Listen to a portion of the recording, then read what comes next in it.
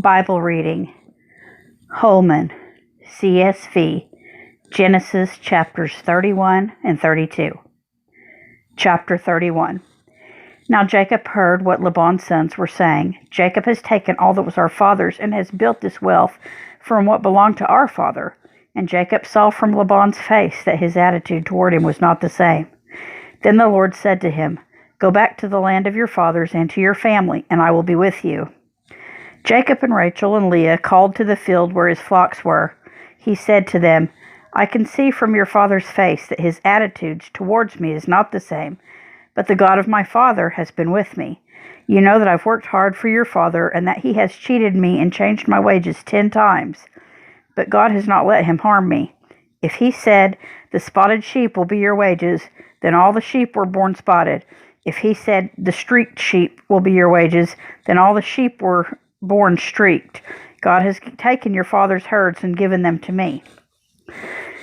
When the flocks were breeding, I saw in a dream that the streaked, spotted, and speckled males were mating with the females.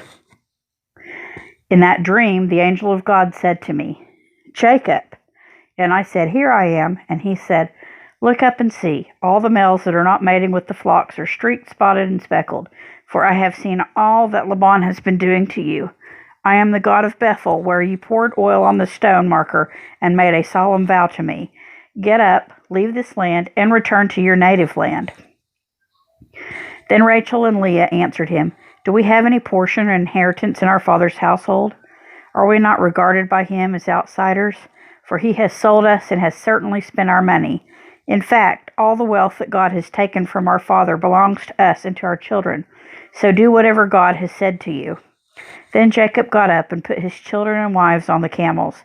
He took all the livestock and possessions he had acquired in Padamaram, and he drove his herds to go to the land of his father, Isaac, in Canaan. When Laban had gone to shear his sheep, Rachel stole her father's household idols, and Jacob deceived Laban the Aramean, not telling him that he was fleeing. He fled with all his possessions, crossed the Euphrates, and headed for the hill country of Gilead. On the third day, Laban was told that Jacob had fled. So he took his relatives with him, pursued Jacob for 7 days, and overtook him at Mount Gilead. But God came to Laban the Aramean in a dream at night. "Watch yourself," God warned him. "Don't say anything to Jacob, either good or bad."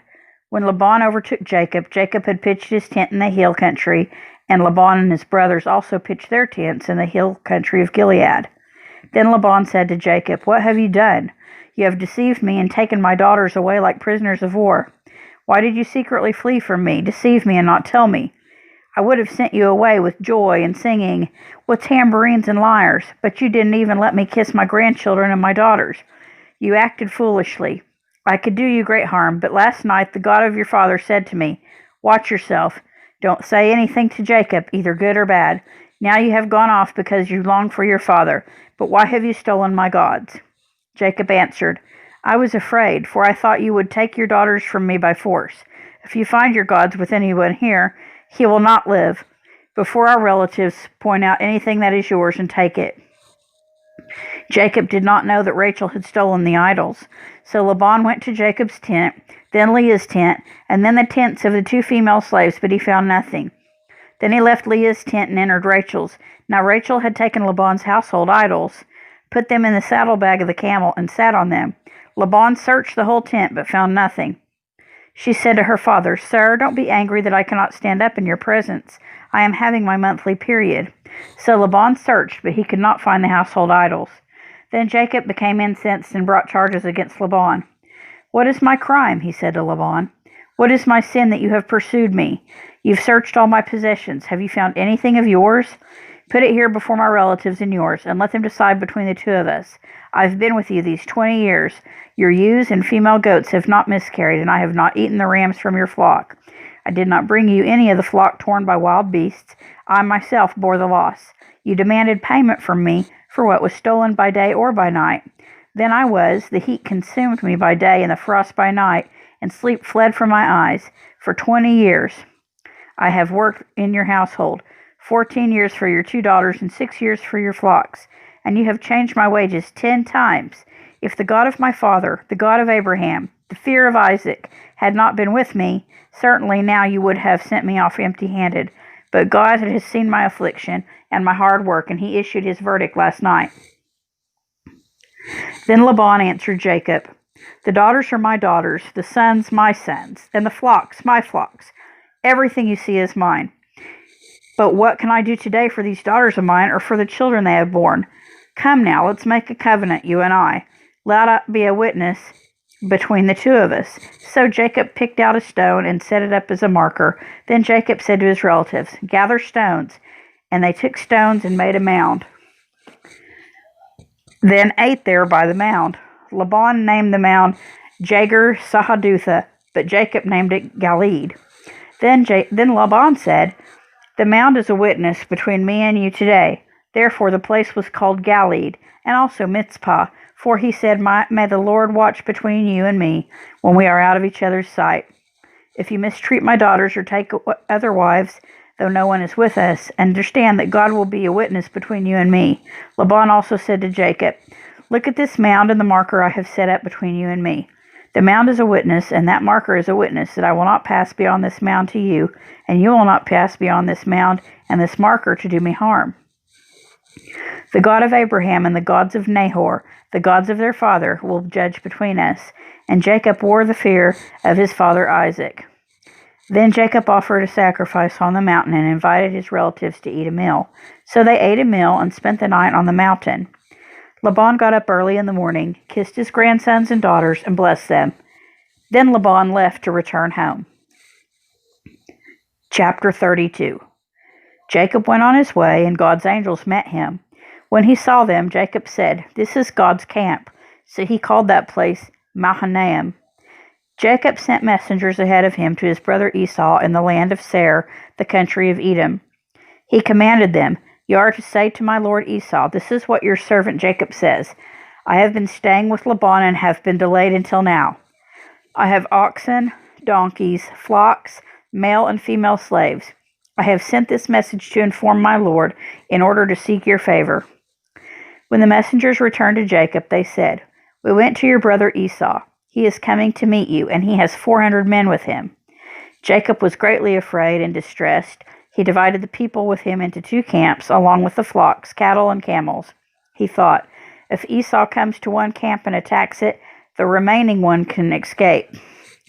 Then Jacob said, "God of my father Abraham and God of my father Isaac, the Lord who said to me, 'Go back to your land and to your family, and I will cause you to prosper,' I am unworthy of all the kindness and faithfulness you have shown your servant.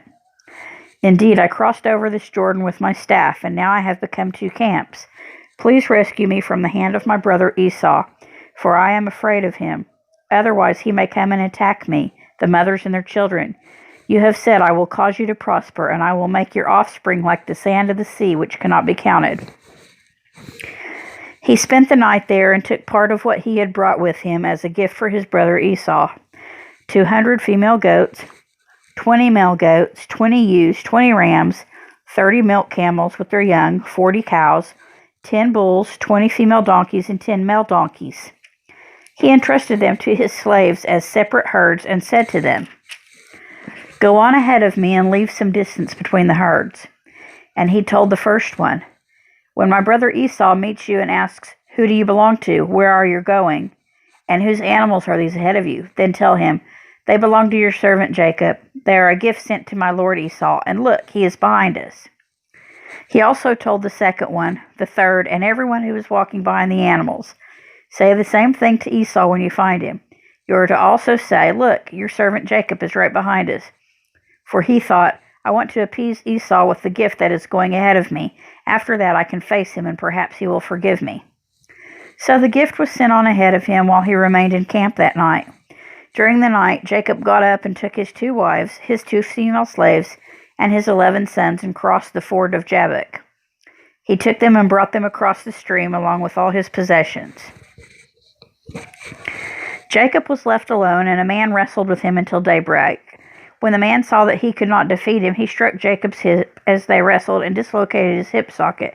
Then he said to Jacob, "Let me go, for it is daybreak." But Jacob said, "I will not let you go unless you bless me." "What is your name?" the man asked. Jacob, he replied. Your name will no longer be Jacob, he said.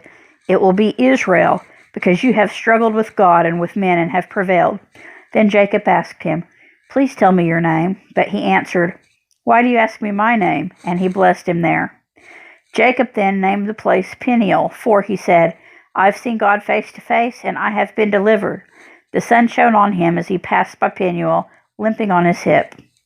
That is why to this day the Israelites don't eat the thigh muscle that is at the hip socket, because he struck Jacob's hip socket and the thigh muscle.